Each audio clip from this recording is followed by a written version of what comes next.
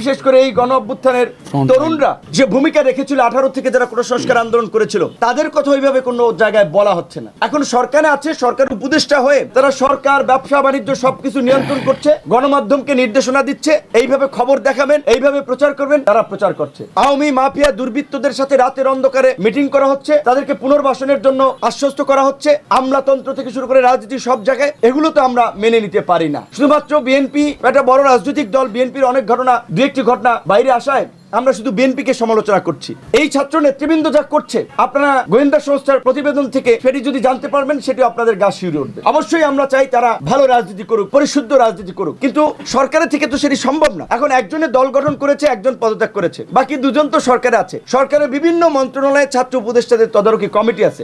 সরকারের সাথে কাজ করায় স্বাভাবিকভাবে 3 উপদেষ্টার একটা ভালো নেক্সাস তৈরি হয়েছে। এখন তারা যদি একজন পদত্যাগ করে, দুজন তো আছে। এবং এই আন্দোলন কেন্দ্রিক বিশেষ করে এইখানে যারা উপদেষ্টা গঠন হয়েছে, তাদের আমরা যে গত 6 মাসের ভূমিকা দেখেছি, এটা নতজানু একটা ভূমিকা। তারা ছাত্র নেতৃবৃন্দের কাছে জিম্মি ছিলেন অনেক ক্ষেত্রেই। কাজেই তারাও সক্রিয়ভাবে মেরুদণ্ড উঁচু করে অনেক সিদ্ধান্ত নিতে পেরেছে, অনেক কাজ করতে পেরেছে বলে এটা আমি মনে করি না। এটি যদি করতে পারতো, তাহলে দেশের এই আজকে পরিস্থিতি 6 মাস পরে এরকম হতো না। এবং 6 মাস পরে সেনা প্রধানের বলা লাগতো না পাবলিকলি এনাফ ইজ এনাফ। এবং আমরা মনে করি যে সেনা প্রধান যে স্পিরিটের জায়গা থেকে কথা বলেছেন, সেটি যথার্থ। তিনি সংকটের আঁচ করতে পেরে কথা বলেছেন যে আপনারা এগুলো বন্ধ করেন,